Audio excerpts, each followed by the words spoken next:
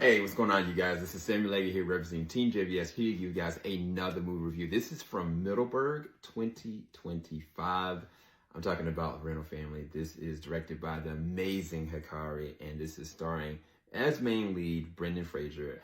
Also in the running with this as far as the cast is Mirai Yakamoto, Takahiro Hira, as well as Akira Emoto, the legend himself.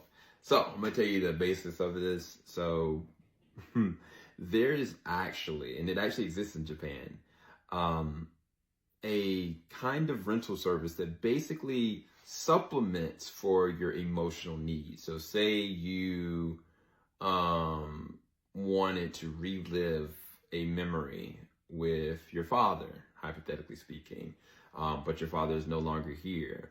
You would go and rent someone that would go and be the placeholder for your father to recreate whatever that actual memory, whether it's going to a baseball game and you're renting that person, they're acting out as though they are that same exact, in that instance, what you need for self-gratification, and you play it out, and it hopefully allows a person to move forward or live in the moment to embrace something that they hadn't had before.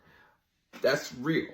It's crazy. And so she ended up, co-writing this with Steven, and essentially Brendan Fraser's character, Philip, is a great actor. He, 7 years prior, had like a really interesting deal that kind of worked out, but he's been typecast and he's not been getting the landed role that he wanted. And then one day he meets up with a character named Shinji, and Shinji kind of puts him in a situation to see how the rental service works. And he kind of basically is like, look, I need you to assign you to be a dad. I need you to be assigned to be somebody that's a best friend for somebody. I need you to be assigned to be a reporter, and so on and so forth.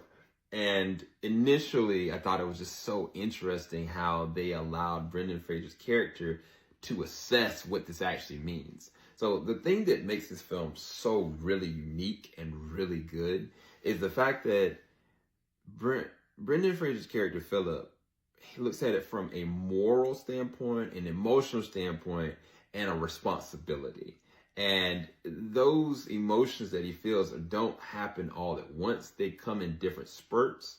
And the connection that he has with characters like Shinji and Akio and the other characters is very refined, because the roles that he's choosing to do, ethically, you don't know what's the gray area, how much is too much. And then the other side of it is the deliverable of the emotional action that you're doing to try to help preserve somebody that wants it, that's being asked to do something from you.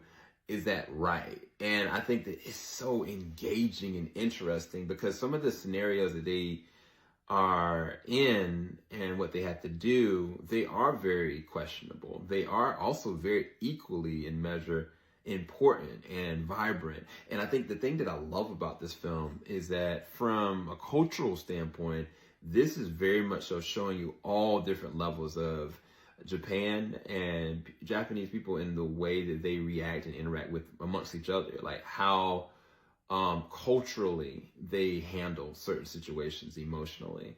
And I think that the other thing about it is the visuals. And she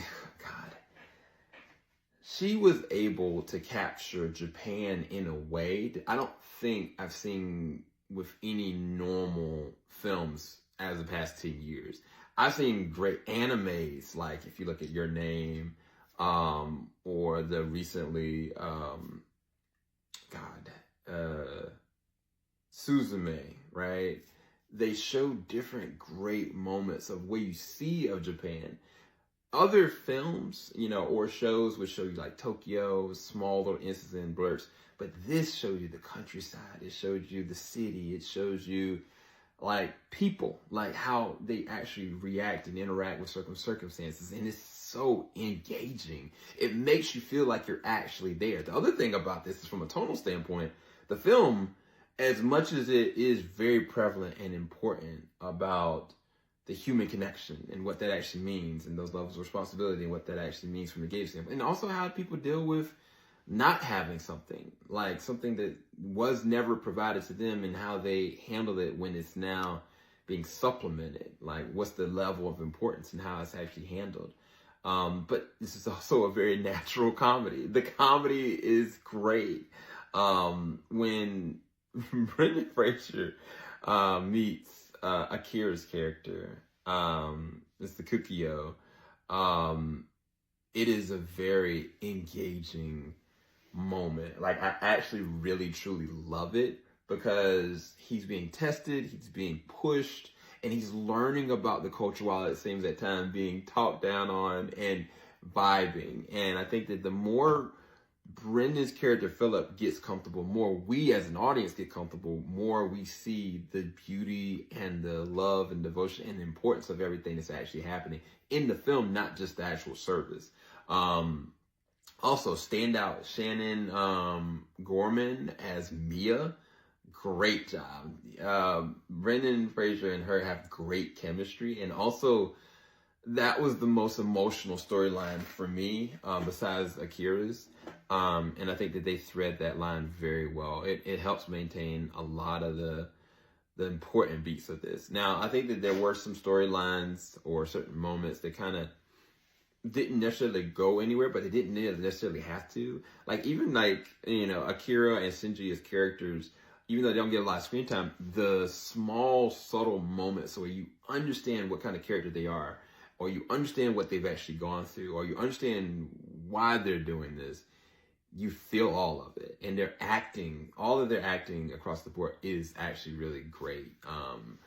It's just, I think what makes it so funny is Brendan has this way with himself, with his eyes. He makes a really interesting reflection or inflection where he gives you this emotional moment where at the same time you may be laughing because of his reaction to how it is, because it is unprecedented. It is an unconventional, uncomfortable circumstance where somebody that maybe is an introvert, and it's like, I'm just trying to make it, but you're making me do things that I don't know if it's actually right. And I think that makes so much fun out of it. And as much as there are moments that are harsh, it is very hopeful film. Like, it very much so uplifts you by the end of the film. It's not something that you should take lightly, but at the same time, I think it's something that it's a great balance. So this for me was a 9.5 out of 10. This is a really great film. Well directed, well sculpted, engaging characters, fun, funny, and also a tearjerker at times. So I'll show you guys some more a little bit later on in reference to Rental Family. I can't wait for you guys to actually see what I'm talking about. But in the meantime, first chance you get, go and check it out. I believe it is coming out November the 21st. So do not miss it, please. And I'll talk to you guys later. Thank you guys so much for watching. Peace, people.